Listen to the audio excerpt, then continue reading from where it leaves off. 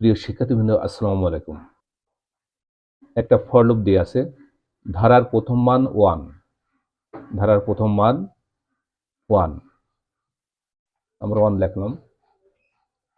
ধারা বাড়বে, i সমান i প্লাস 1, মানে এর মানে আছে ধারা এক এক করে বাড়বে।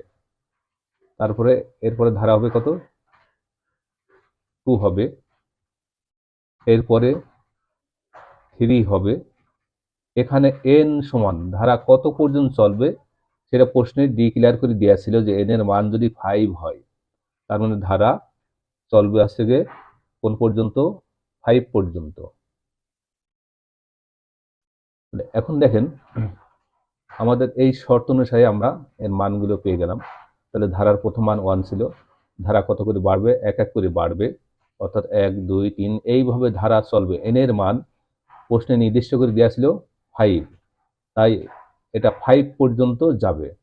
তাহলে এখানে বলা আছে s সমান s প্লাস i, অর্থাৎ এই ধারার সমষ্টি হবে এর অ্যান্সার। তাহলে এইগুলো যদি আমরা প্রত্যেকটাই যোগ করি, এখানে প্লাস চিহ্ন দিয়ে যদি এগুলো যোগ করা হয়, তাহলে এগুলো সমষ্টি হবে 15। তাহলে আমাদের এখানে প্রিন্ট পার্সেন্ট ডি, এখানে এস কে প্রিন্ট করার কথা বলা আছে, অর্থাৎ এস এর মান হচ্ছে 15, এই জন্য অ্যান্সার 15।